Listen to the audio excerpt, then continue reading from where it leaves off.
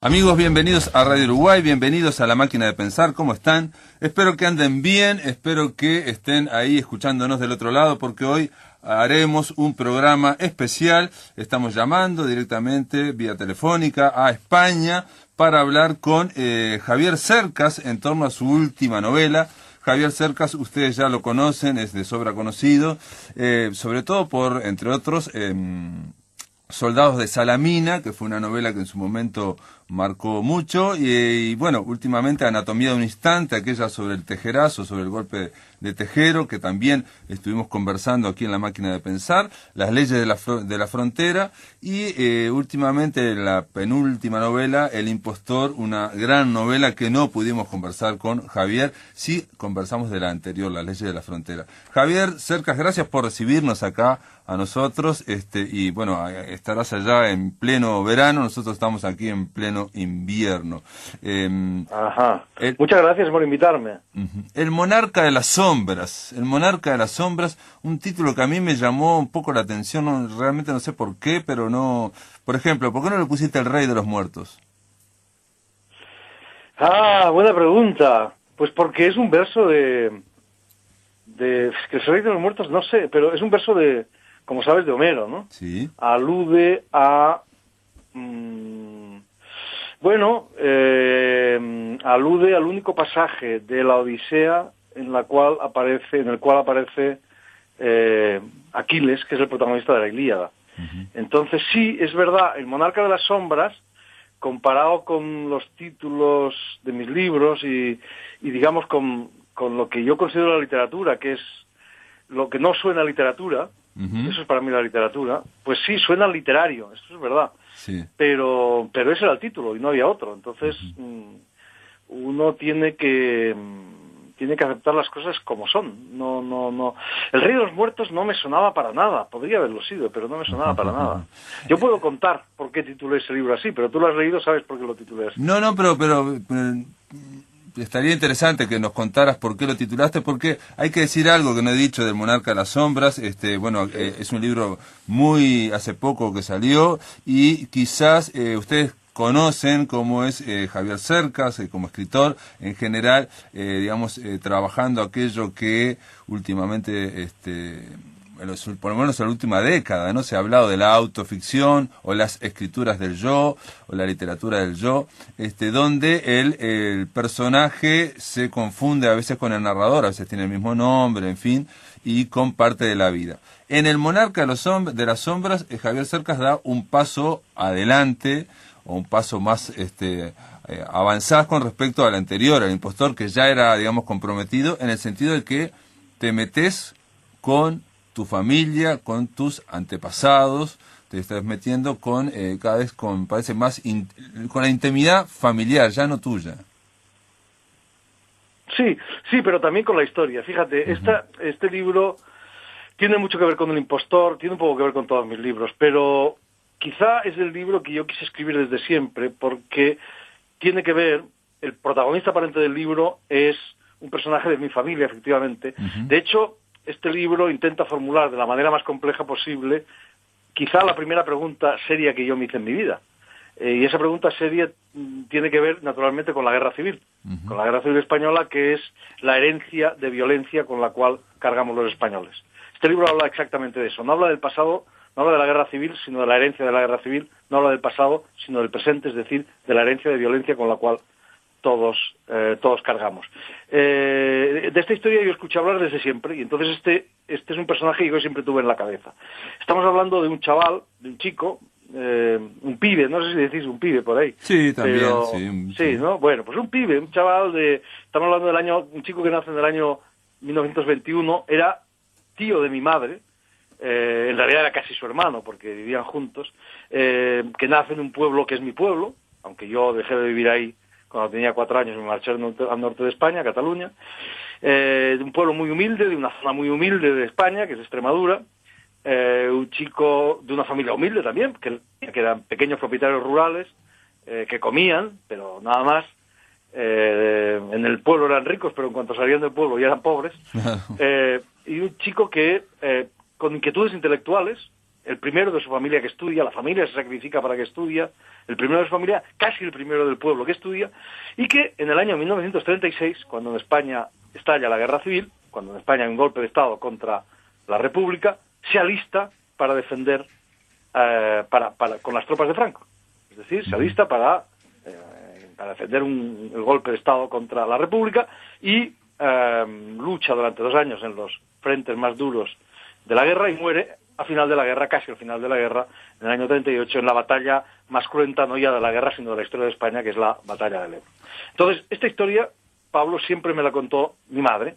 Son estas historias de familia que te cuentan de chicos, seguro que a ti te han contado historias de estas. En España todo el mundo tiene estas historias, bueno, y en Italia, y en Francia, y en todas partes, ¿no?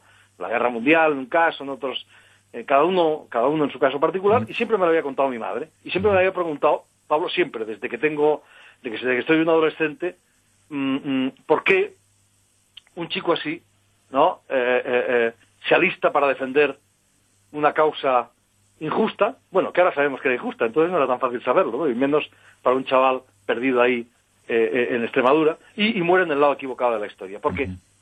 ¿Qué sentido tenía eso? ¿Y por qué mi madre me hablaba con tanta insistencia de él? Porque claro, te puedes imaginar, mi madre tenía 5 años cuando este chico cuando estalla la guerra, 7 años cuando este chico muere, y para ella obviamente era un héroe, ¿no? Era el hombre valiente que había ido a defender pues la religión y la familia y la patria y estas cosas en los que ellas querían. Entonces, como digo, esta historia siempre me ha estado rondando en la cabeza. Este chico era un poco como el símbolo de la adhesión de mi familia por entero al franquismo. Y por eso digo que este libro habla de la herencia, de la peor herencia, que es mía y también es colectiva. Y si quieres puedo contar por qué se titula El monarca de las sombras. Dale. Sí, dale, claro. dale. Sí, hablemos del monarca. Claro, cuando mi madre me hablaba de este chico, como te digo, para ella era muy importante, era su primer muerto, pues yo creía que me lo proponía como un ejemplo a seguir, ¿no? Como el hombre ideal, como un Aquiles, ¿no? Aquiles era el protagonista de la Ilíada, como todo el mundo recuerda, pues era el héroe, es decir, el modelo ético para los griegos, ¿no? El hombre joven, valiente, puro, arrojado, que lucha en primera línea por valores que lo superan y que acaba muriendo en combate y de ese modo pasando, o viviendo en la memoria de los hombres, que era el cielo, el único cielo en el que creían los griegos, ¿no? La memoria de la gente, ¿no? Como el símbolo de la perfección ética, por así decir. Y claro. Ese es claro, yo lo veía así, ¿no? Yo creía que mi madre me hablaba de él en este sentido, ¿no? En realidad no era así. En realidad mi madre no me hablaba de él por eso. Por eso he tenido que llegar a los 50 años para entenderlo, ¿no? Más bien me hablaba por lo contrario. Tú sabes que esto es muy curioso, ¿no? El protagonista de la Ilíada y el protagonista de la Odisea son como exactamente lo contrario. Sí, yo no me había dado cuenta. Sí, no me había dado cuenta claro. Hasta que lo leí en tu libro, sí, es cierto. Claro, el protagonista de la Odisea es Ulises, que es lo contrario de Aquiles. Es decir, el hombre astuto, que gracias a su astucia, pues regresa a casa y recupera a su mujer y su patria y vive muchos años, ¿no? Entonces, lo curioso es que hay un momento memorable en la Odisea en el cual Aquiles vuelve a aparecer. Es cuando Ulises, es un episodio que mucha gente recordará, ¿no? Cuando Ulises desciende al Hades, al reino de los muertos, y se encuentra a Aquiles y le dice algo así como, no recuerdo las palabras exactas, ¿no? Pero, en fin, tú eres el hombre, tú que eras el hombre más admirado por la gente, ¿no? Tú que representabas lo mejor de todos, ¿no? El modelo ético, el rey de los hombres, que que vivías en la memoria de los hombres, ahora aquí, en el reino de los muertos, tienes que ser también querido y admirado, y en fin, y de todo, ¿no? Y entonces Aquiles arrepentido le contesta: sí, es verdad, yo soy aquí el hombre más admirado pero yo preferiría ser un siervo del último siervo y estar vivo antes que estar muerto y ser El monarca de las sombras. Es decir, en realidad mi madre me estaba proponiendo a Aquiles, el Aquiles del cual me hablaba mi madre era el Aquiles arrepentido de la Ilíada y no el Aquiles heroico, perdón, de la Odisea y no el Aquiles heroico de la Ilíada. Es decir, mi madre no me estaba proponiendo a Aquiles como ejemplo, sino como contraejemplo. Es decir, me estaba diciendo lo contrario, no seas como este chico, no mueras joven y vive muchos años, ¿no?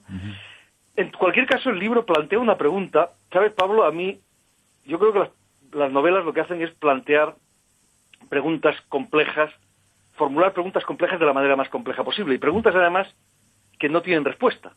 Es decir, preguntas cuya única respuesta es la búsqueda de una respuesta, es decir, la propia pregunta, ¿no? O en todo caso, la respuesta la tiene el lector. Y en el fondo, la pregunta que plantea este libro es una pregunta sin respuesta. La pregunta es, ¿merece realmente la pena jugarse la vida por los valores en los que uno cree? Incluso, aunque esos valores a la larga se demuestren injustos, como fue el caso de Manuel Mena. ¿Eso merece la pena o no merece la pena? Yo creo que esa es la pregunta que en el fondo plantea el libro. Ese sería, digamos, el punto ciego de la novela. Es una idea que vos la analizás en otro libro, ¿no? En un libro de ensayos, El punto ciego. Planteás algo así como que no se sabe exactamente, no es que no se sepa de qué se está hablando, digamos, las grandes novelas, sino que se está buscando algo para lo cual la propia novela no tiene respuesta. Claro.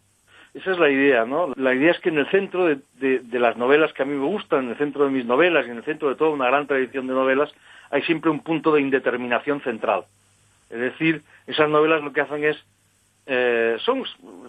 plantear una pregunta, como decía, y toda la novela consiste en un intento de contestar a esa pregunta, ¿no? Como la novela policíaca, ¿no? ¿Quién cometió el crimen? Entonces toda la novela policíaca es un intento de responder a ese ¿quién cometió el crimen? Lo que pasa es que en estas novelas, del punto ciego, en estas novelas que a mí me interesan, al final de la búsqueda de una respuesta no hay respuesta. Claro. La respuesta es que no hay respuesta. La respuesta es la propia búsqueda de una respuesta, es decir, la propia pregunta, es decir, el propio libro. Es decir, no hay una respuesta clara, nítida, taxativa, inequívoca, sino que la respuesta es siempre ambigua, contradictoria, poliédrica, esencialmente irónica. Es decir, la respuesta es la propia pregunta, el propio libro. O si lo quieres decir de otra manera, el único que puede dar una respuesta es el lector, ¿no? Que es al fin y al cabo quien termina los libros, ¿no? La mitad de un libro la pone el autor, pero la otra mitad siempre la pone el lector. Sin duda, sin duda. Hace poco, estábamos hablando antes de comenzar este programa de Lebrero, y yo hace muy poquito leí un fragmento donde Lebrero hacía esta disquisición que acabas de hacer vos, de otra forma, pero es muy similar. Decía que las novelas policiales o detectivescas son novelas cerradas que van generando una angustia y al final todo está, digamos, los cabos atados, no hay cabos sueltos, entonces uno y se libera de esa angustia, o sea, la propia novela te libera la angustia, la cerrás y quedas vacío, digamos, en cuanto a que esa angustia ya no te acompaña, ya quedó ahí adentro. Y si hay algún cabo suelto, si queda mal resuelta, bueno, ahí te genera un enojo. En las otras novelas, la angustia que va generando la novela no acaba al cerrarla, sino que continúa con la persona y la persona puede de alguna forma transformarse o puede trabajar esa angustia o puede ser transformado por esa angustia, digamos, internamente, ¿no? Eso es exacto. Es decir, claro, para mí las buenas novelas tienen que tener esa ambigüedad. Sin ambigüedad no existe la literatura, la buena literatura y sobre todo la buena novela. Porque la ambigüedad es ese espacio que permite al lector hacer suya la novela. Claro. Sin esa ambigüedad, la novela queda cerrada y el lector no puede entrar en ella. Y como son los lectores, como te decía, hay un texto precioso de Paul Valéry que yo creo, si no recuerdo mal, cito en El punto ciego, en ese pequeño ensayo al que tú aludías, donde Paul Valéry decía, las obras maestras no las escriben los autores, las escriben los lectores. Claro. Lectores empecinados, lectores provistos, dice él, y esta expresión me gusta mucho, de una inocencia armada, capaces de descubrir en un libro cosas que el autor ni siquiera del todo consciente de haber metido allí. Entonces, sin ambigüedad no hay literatura. No hay, al menos para mí no hay gran literatura, ¿no? Y la novela policíaca tiene esa cosa de que se convierte al final en un juego cerrado en sí mismo, que no trasciende, que no va más allá, ¿no?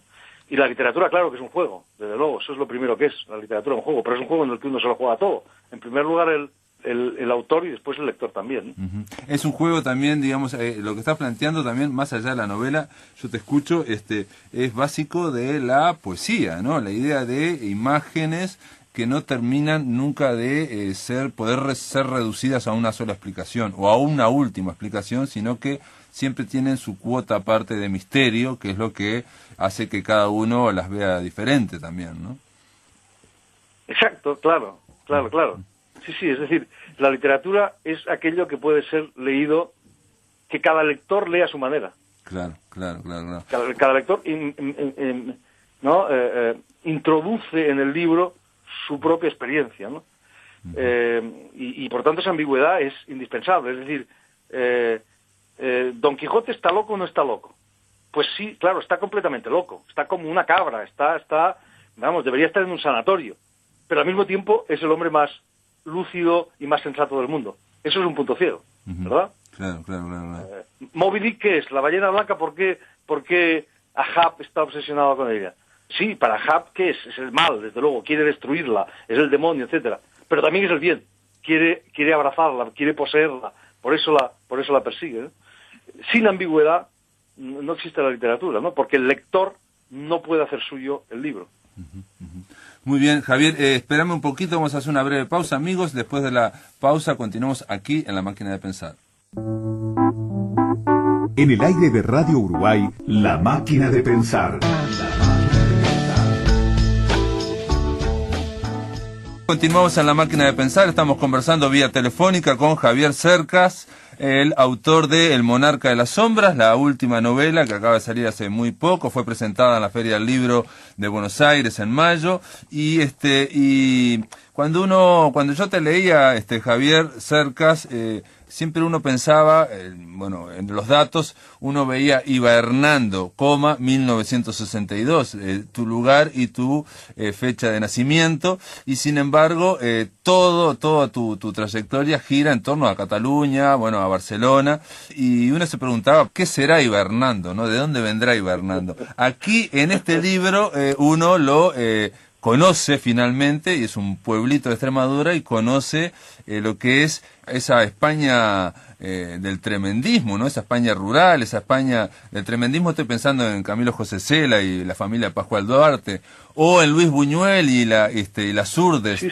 Tierra sin pan, que parece que fue filmada ahí cerca, digamos.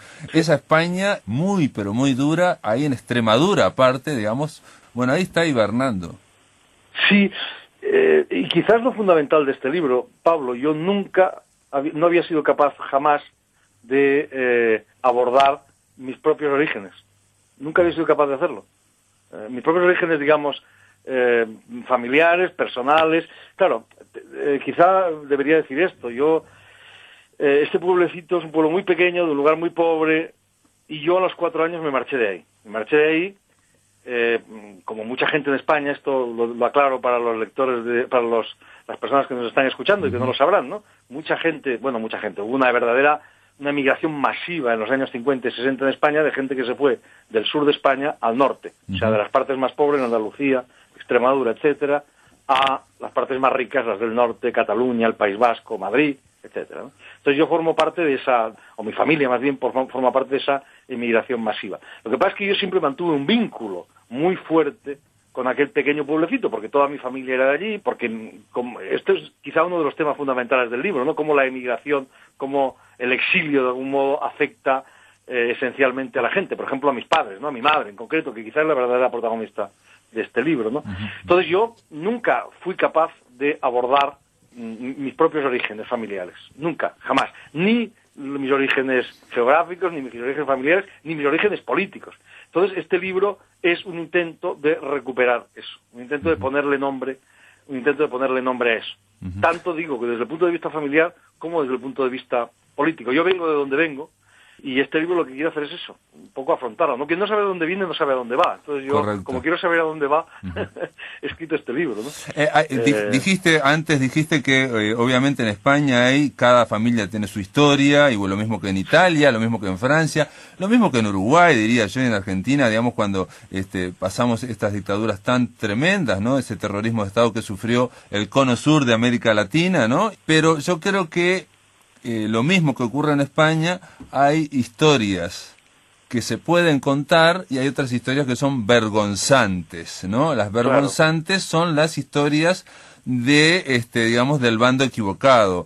Entonces, cuando te referís a tu pasado, te referís a ese pasado, digamos, de que tu familia integrara, bueno, Extremadura integró también el bando nacional, ¿no? El bando, digamos, el bando nacional se llama el bando franquista, digamos, ¿no? El del golpe. Sí, así es como se llamaban ellos, sí.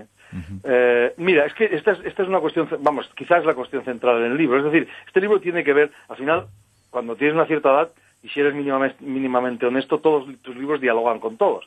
Este libro tiene que ver con Soldados de Salamina, que tú lo has mencionado. Es como su contracara, ¿no? No solo porque habla de la guerra civil, sino porque habla de la guerra civil desde otro punto de vista. Es decir, Soldados de Salamina, de algún modo, se podía leer como una reivindicación vehemente del pasado republicano, o de la herencia republicana, sí, que es la que yo creo que hay que reivindicar, encarnado en un viejo soldado perdido ahí en Francia, exiliado, etcétera, etcétera. Bueno, en este caso no hay ninguna reivindicación, en este caso lo que hay es una asunción de la propia herencia. Yo vengo de una familia franquista, en el fondo mi país viene del franquismo, no viene de otro sitio, porque 40 años de dictadura nadie se la salta, pero mi familia, al menos inicialmente, fue franquista, y el chico, el aparente protagonista del libro, Manuel Mena, este chico del que hablaba al principio, pues es un poco el símbolo de ese pasado peor de mi familia y de mi país. Pero tiene que ver más, diría, incluso con otro libro que has mencionado tú, que es El impostor, porque el impostor hablaba de algo que es ya no solo español ni uruguayo, es universal, ¿no? La literatura, al fin y al cabo, lo que hace es convertir lo particular en universal, ¿no? Entonces ahí planteaba un problema general, que es, claro, que cuando se trata de nuestro peor pasado, tanto individual como colectivo, la tentación inmediata el instinto inmediato es edulcorarlo, es enmascararlo, es ocultarlo, ¿no? Yo ahí contaba la historia de un hombre todavía vivo y absolutamente real, que se inventó, bueno, que llegó a ser presidente de la Asociación de Deportados Españoles en los campos nazis, cuando no había estado nunca en un campo nazi. Es decir, que se inventó un pasado heroico de víctima de los nazis, de luchador antifascista, etcétera, etcétera, etcétera, para ocultar un pasado mediocre, gris, por no decir directamente miserable, ¿no? Entonces, esa es una tentación universal. Tú has mencionado el caso de Francia, que es maravilloso, así es. Es decir, De Gaulle, el general De Gaulle, convenció a todos los franceses después de la guerra de que todos habían sido antinazis, ¿no? Una falsedad absoluta. Parece que una vez me contó Tsvetan Todorov, el filósofo búlgaro, afincado en Francia, recientemente fallecido, me contó que De Gaulle decía después de la guerra: «Les Français n'ont pas besoin de la vérité». Los franceses no tienen necesidad de la verdad. Claro. Se habían inventado una historia completamente falsa. Y eso es universal. Entonces, este libro lo que pretende es exactamente lo contrario. Es decir, afrontar con la mayor complejidad, con el mayor coraje, con la mayor nitidez del que yo soy capaz, el peor pasado de mi familia y de mi país. Y claro, es decir, asumir la propia herencia. Es que yo creo que aquí hay una cuestión que es muy importante. Yo creo que ¿por qué eso para mí es tan importante? Es tan importante porque si uno desconoce su propia herencia, si uno no sabe en qué consiste esa herencia, es la herencia la que lo maneja a uno. Pero si uno la conoce y la entiende, entonces él tiene la posibilidad de manejarla. Si no la conoces, ella te maneja a ti. Para mí es lo fundamental, quizá. Hay una frase de Jung que puede ser similar, de Carl Gustav Jung, que dice algo así como que lo que asumes te transforma y lo que niegas te condiciona. ¡Ah, bravo! No la conocía, es magnífica. Es exactamente lo que quería decir. Es decir, esto es lo que ha ocurrido en mi país, que somos incapaces de asumir nuestra peor herencia. Y eso determina nuestro presente. Porque aquí no estamos hablando del pasado, aquí estamos hablando del presente. A mí, el pasado que me interesa es el pasado del que hay testigos, del que hay memoria, y ese pasado no ha pasado todavía, ni en España ni en ninguna parte. Ese pasado forma parte del presente, sin ese pasado el presente no se entiende. Entonces, ahí está la cuestión, en la necesidad de saber en qué consiste ese pasado, esa herencia, de entenderla. Entender no significa justificar, sino todo lo contrario, darse las armas para no cometer los mismos errores. Porque si la entiendes, puedes manejarla. Claro, si la conoces, puedes manejarla. Si no, es ella la que te maneja a ti. Correcto. Y no es fácil, no es fácil conocerla, no es fácil saber en qué consiste. No es fácil saber en qué consiste ni en España, ni en Francia, ni en Uruguay, ni en ninguna parte. Por una razón muy sencilla. Porque la gente que ha vivido experiencias terribles, como es una guerra, como es una dictadura, etcétera, simplemente no habla de ellas. Y ellos tienen el derecho de callarse, pero nosotros tenemos la obligación de saber. Porque si no entiendes tu herencia, si no sabes en qué consiste, ella te condiciona, por decirlo con la palabra que tú mencionabas antes. De todas formas, digamos, en estos tiempos tecnológicos, digamos, y de globalización y de redes sociales, donde parece que el presente se ha amplificado y vivimos una especie de presentificación donde todo está presente, parece que hablar de la guerra civil, o incluso aquí en Uruguay, hablar de la dictadura de los años 70 es como hablar del periodo neandertal, ¿no? O sea, parece lejísimo, queda lejísimo y que pasó en otra era y que condiciona a otros, a nosotros no nos condiciona. Es muy difícil. Ahora, tu libro, El monarca de las sombras, en algunos momentos la novela se transforma obsesivamente, por ejemplo, en la batalla del Ebro o en lo que es la guerra civil. Yo que pensaba que más o menos tenía alguna idea de la guerra civil, uno se entera de que cada vez hay más datos y cada vez más difícil de ver qué fue lo que pasó exactamente con exactitud. Probablemente, incluso hay alguien, ahora no me acuerdo quién, que planteaba que los generales tienen un concepto que se llama niebla de guerra, no sé si lo sabes, es la idea de que nunca se sabe exactamente dónde está toda la tropa, no se sabe exactamente qué es lo que están haciendo, porque son seres humanos, siempre se están moviendo. Bueno, aquí con el pasado pasa algo a mí por lo menos me dio esa sensación como lector, de que es muy difícil saber, o de que directamente no se puede saber qué fue exactamente lo que pasó. Eso es exacto, es decir, ahí has planteado una paradoja fundamental. Por un lado, el pasado se va.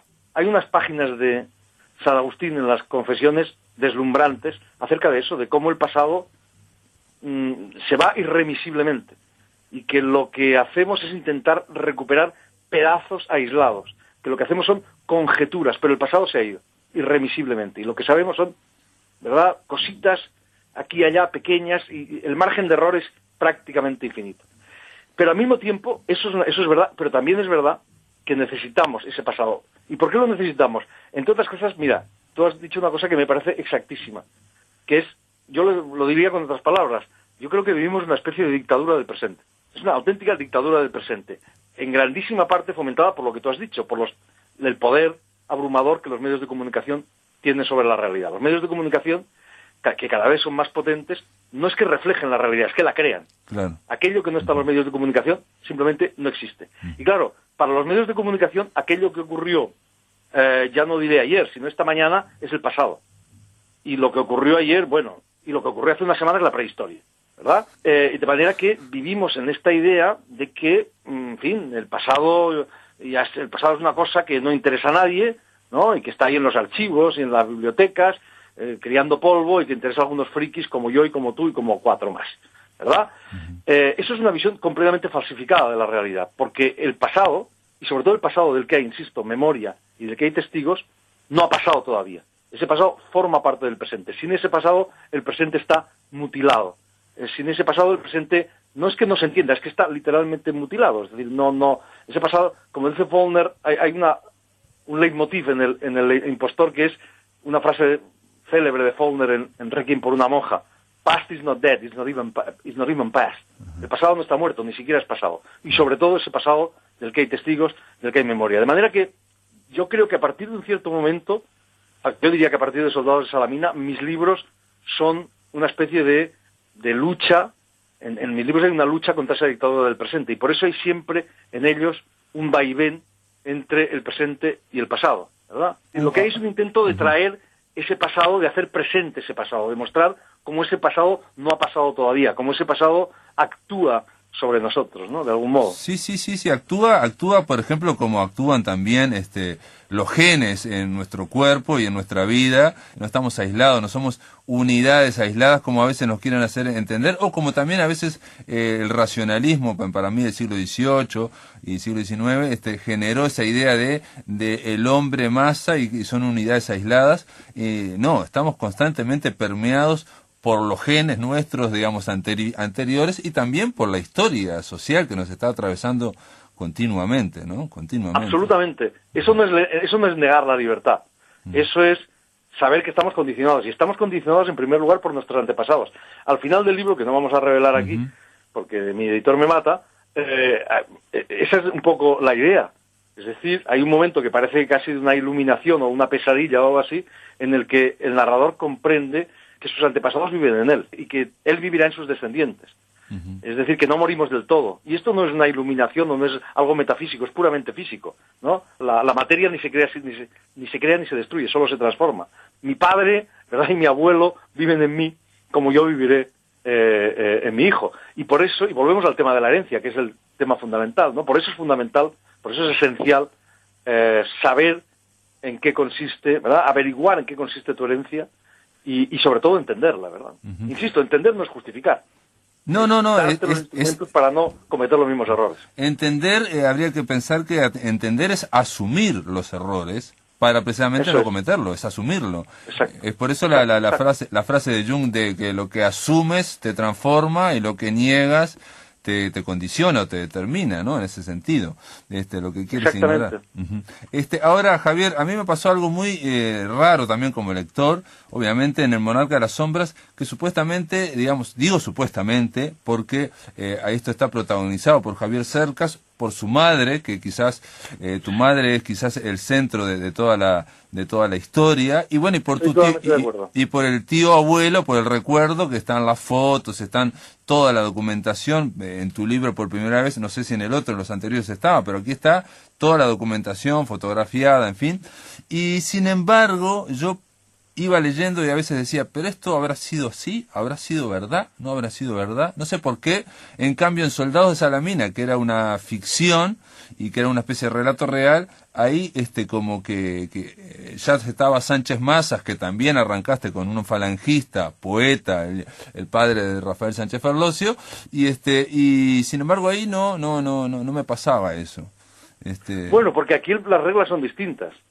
Es decir, en este caso, justamente de lo que se trata es de poner en cuestión la veracidad de la historia. Es decir, en este caso se trata de discutir con la historia. En este caso hay un diálogo entre la historia y la ficción que en aquel caso no se daba. Es decir, mira, cada libro tiene reglas distintas, ¿no? Antes decía, escribir una novela es formular una pregunta compleja de la manera más compleja posible. Pero claro, como cada pregunta es distinta, la manera de formularla también tiene que ser distinta. Eso explica que no haya dos de mis libros que tengan las mismas reglas. Claro. En este caso, las reglas son muy peculiares y tienen justamente que ver con esa cuestión, con la cuestión de la veracidad. Por un lado, en este libro, en el fondo, hay dos narradores que se alternan a lo largo de todo el libro. Hay un narrador que es un historiador y que reconstruye con la mayor precisión, con la mayor exactitud, con la mayor complejidad posible, ateniéndose a los documentos, muestra los documentos, habla de mí en tercera persona, ese tipo no soy yo, ¿verdad? Incluso me corrige en ocasiones, etcétera, etcétera. Es decir, a través de ese narrador que es frío, que es distante, que es un historiador, casi un notario, de lo que se trata es lo que yo trataba era de reconstruir con la mayor precisión posible la historia de este chico, de este Manuel Mena, de mi familia y de mi pueblo durante la guerra, ¿no? Pero al lado de ese historiador hay otro narrador que es completamente distinto y que se va alternando con él, que es un tipo que efectivamente se llama Javier Cercas y que soy yo, que se parece mucho a mí y que cuenta no la historia, sino el propio proceso de hacerse la historia. Cuenta mis perplejidades, mis dudas, cómo yo viajo, lo que los cineastas llaman el making of.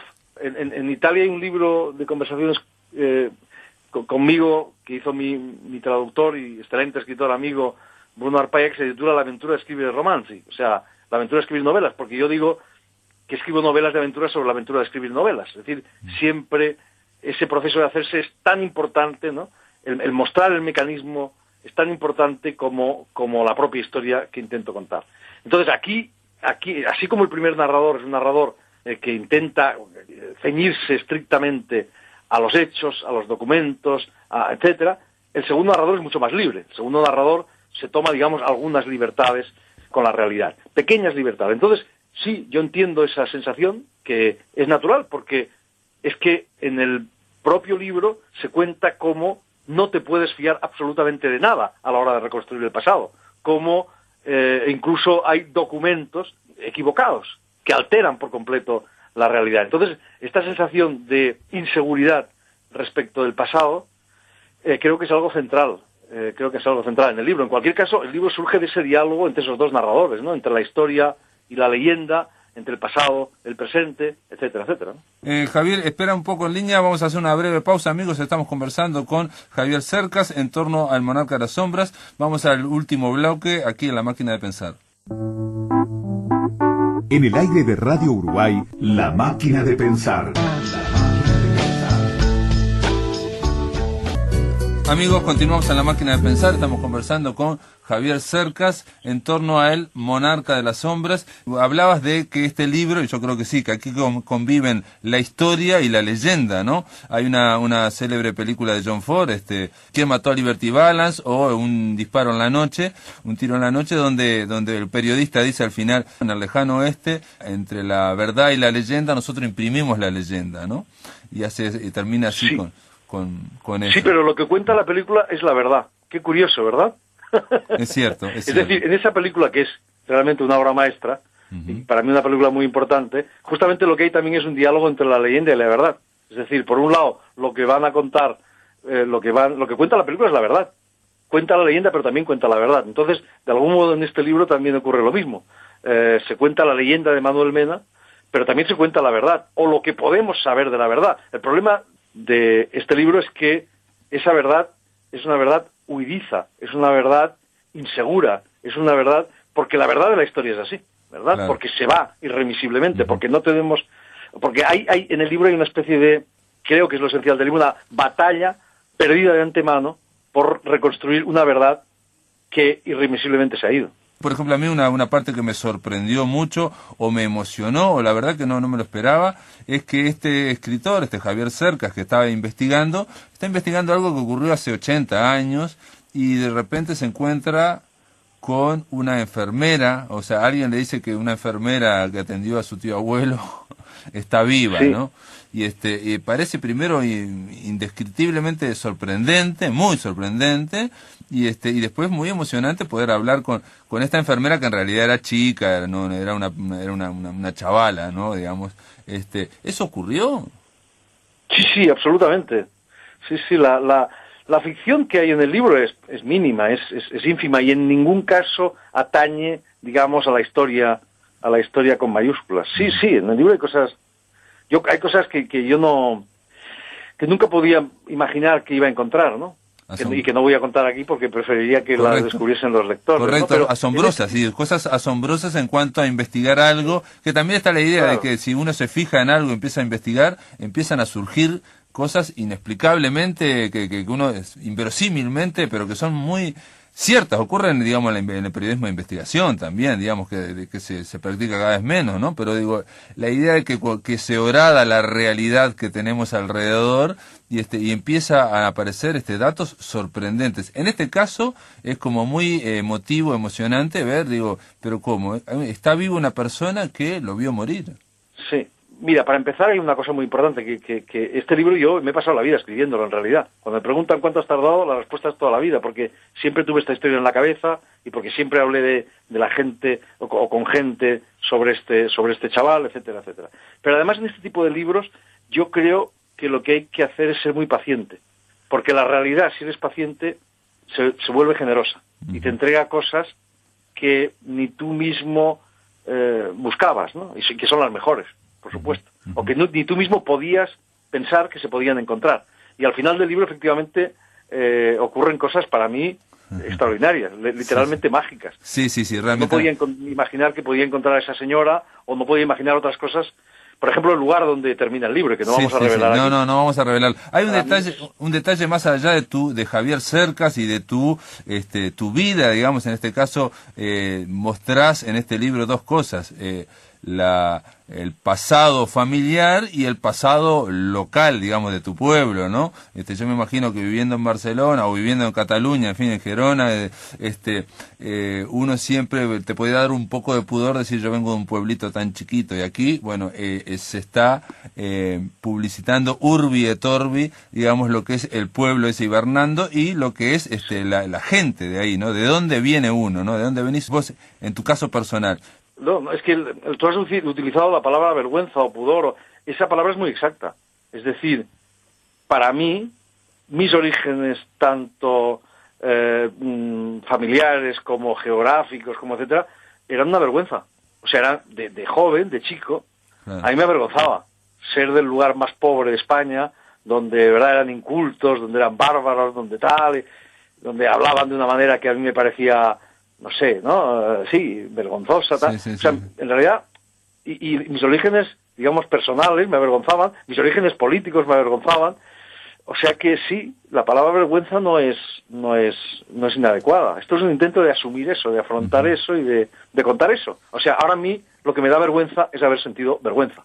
Esa es la verdad. Bueno, eso ocurre cuando uno asume, y cuando, digamos, tiene cierta edad, también te das cuenta que eso no es un déficit, digamos, es ser de esos lugares, sino al contrario, es una riqueza, es una gran riqueza y es un gran diferencial, si se quiere, con respecto a mucha gente, lo cual es otro capital, es otra forma de tener mejor, digamos, de complejizarte como persona. Pero a mí quería salir de la persona Javier Cerca y del escritor Javier Cerca, porque te quiero hacer una pregunta. En este libro también no solamente está Aquiles, la Ilíada, o Aquiles de la Odisea, ¿no? Hay que recordar que Aquiles en la mitología se le da a elegir entre una vida breve y gloriosa o una vida larga, próspera, rica y con poder, y elige la primera, ¿no? Porque la primera es intensa, ¿no? Como en Blade Runner, ¿no? O sea, la idea de que la luz doblemente intensa dura la mitad de tiempo, ¿no? Es esa idea que le dicen al replicante de Blade Runner. Bueno, pero sin embargo, aquí hace muy poco por Montevideo pasó Ray Loriga, que acaba de sacar una novela que fue premio de Alfaguara y que se llama Rendición y que plantea una distopía, o sea, es hacia el futuro, y sin embargo arranca la novela, la primera mitad que me sorprendió, arranca en una guerra que lleva unos 10 años en un campo, digamos, y la voz que cantante es un labriego o alguien, digamos, realmente rural del campo, de esa España que acabamos de hablar, donde podría ser el hijo de Pascual Duarte, este hombre que está hablando, y si bien habla de teléfonos o habla de televisores, realmente su forma de pensar y de hablar es esa. Y mi pregunta es si tiene algo que ver con el presente, tiene algo que ver con la inestabilidad del presente o es una fantasía mía. A ver, aquí hay una cosa que es evidente, y es que, claro, mi generación es la primera generación de europeos que no ha conocido una guerra. La primera. Una guerra, al menos entre las grandes potencias. Estuvo la guerra de la ex Yugoslavia, efectivamente. Y eso nos ha marcado. Es decir, para nosotros la guerra es al mismo tiempo algo ajeno, porque no la hemos vivido, pero próximo, porque sí la han vivido nuestros abuelos, nuestros padres, etcétera. Eso por un lado. Y por otro lado, hay un hecho flagrante cuando tú lees cuando lees, creo que cuando la gente lee El monarca de las sombras, una de las cosas que le llama la atención es las similitudes entre los años 30 y la actualidad. Claro. Esto me parece absolutamente evidente y muestra cómo el pasado no se ha ido del todo. Es decir, muchos de los errores que estamos cometiendo ahora, no en España, digo en Occidente, en Europa en particular, son errores que se cometieron en los años 30. Los paralelismos son absolutamente evidentes. Bueno, tú sabes, Pablo, que siempre se dice la historia nunca se repite, pero esto es absolutamente falso. La historia se repite siempre, solo que se repite con máscaras tan distintas que a veces resulta irreconocible. Pero en este caso ni siquiera es irreconocible. Es decir, si tú lees, si tú has leído los discursos de José Antonio Primo de Rivera, que pudo escuchar el protagonista de esta novela, o el aparente protagonista de esta novela? Pudo escuchar, digo, porque no lo sé, pero vamos, él era falangista, o sea, fascista, y estos discursos se pronunciaron a dos calles de donde él vivía, por tanto, es casi seguro que lo escuchó. Pues si tú lees esos discursos, si los leyeras ahora, claro, son discursos absolutamente actuales. Es decir, después de la crisis del 2008 hemos vuelto a una situación similar a después de la crisis del 29, con muchos elementos similares. Es decir, el retorno de una política épica, sentimental, el retorno de los líderes carismáticos, etcétera, etcétera, etcétera. Es decir, dicho de otra manera, la gente se cree ahora, claro, ese es el problema de olvidar el pasado, de olvidar sobre todo el peor pasado, que en cuanto lo olvidas ya estás preparado para repetirlo. Entonces, la gente se cree que los fascistas iban en los años 30 con cuernos por la calle. No, el fascismo era la moda, sobre todo la moda intelectual de los jóvenes, y sedujo a montones, a miles de jóvenes intelectuales, muchos de ellos en todo el mundo, porque tenía esa capacidad extraordinaria de seducción que tienen las ideologías que lo explican todo, ¿verdad? Totalizadoras, a las cuales hemos vuelto a las soluciones mágicas. La democracia en aquel momento era una cosa aburrida, el parlamentarismo lo llamaba Unamuno, y por eso fueron a la guerra muchos chicos, ¿verdad? Esta novela habla de cómo, de cosas que se nos han olvidado, pero que es que son así. Es decir, los niños son los que han hecho siempre las guerras. Manuel Mena era un niño, tenía 17 años cuando fue a la guerra, 19 cuando murió, 17 años, era un niño. Y son los niños los que han hecho las guerras siempre, desde que el mundo es mundo, y ahora mismo ocurre exactamente lo mismo. Y los niños van a la guerra como fue Manuel Mena. Manuel Mena no es más que un ejemplo de los millones de niños a los que les ha ocurrido lo mismo a lo largo de la historia. ¿Por qué van a la guerra los niños? Porque les llevamos los adultos. Claro. Les llevamos seducidos por dos cosas. Una, les hacemos creer que las guerras son útiles, nobles. El epígrafe de este libro dice «Dulce decorum est pro patria mori», un verso famosísimo de Horacio. Es dulce y honorable morir por la patria, ¿verdad? Esa visión noble, enaltecedora, digna de la guerra como algo que soluciona los problemas, como el lugar donde los hombres dan lo mejor de sí mismos, es lo que ha llevado siempre a los niños a la guerra. En los años 30, y los que llevan a la guerra ahora mismo a los niños, ¿verdad? Por eso fue Manuel Mena a la guerra. Por eso, y porque fue llevado por una ideología que prometía el cielo y que acabó creando el infierno. Eso fue el fascismo. Es decir, los niños van a la guerra, seducidos por ideologías totalizadoras que acaban llevándolos al matadero. Entonces, volvemos al pasado, a un pasado que no ha pasado todavía, porque ese pasado forma parte del presente. Porque sin ese pasado, el presente no se entiende. Y porque en ese pasado, y porque gracias a ese pasado, podemos entender muchas cosas de las que están ocurriendo ahora mismo. O mejor dicho, sin ese pasado es imposible entenderlas. Sin duda, la idea de las soluciones mágicas, o la idea también de la violencia como partera de la historia, ¿no? La idea de que se puede hacer lo complejo, tratar de atacar con fórmulas sencillas y sobre todo con la épica, ¿no? Que es la del mártir en general, ¿no? La del héroe, la de Aquiles. Claro. Es que lo que nos deberíamos preguntar no es por qué vamos al pasado, algunos, sino por qué no vamos más a menudo al pasado, todos. Claro. ¿Verdad? Sí. Dicho de otra manera, claro, sí, porque siempre estamos... hemos oído todos, supongo que en Uruguay ocurre lo mismo, en España se dice muy a menudo, y en Francia y en Italia, los malos políticos, ¿verdad? Y muchos, en fin, incluso algunos medio buenos dicen, bueno, dejemos el pasado, porque el pasado ya ha pasado, y el pasado es una cosa que ya no tiene nada que ver con nosotros, y hablemos del presente y el futuro, que es lo que cuenta. Quien dice eso está engañando. Está engañando primero porque ese pasado, como digo, como he repetido ya, no ha pasado todavía, pero también por otra cosa muy evidente, porque la única forma de hacer algo útil con el futuro es tener el pasado siempre presente.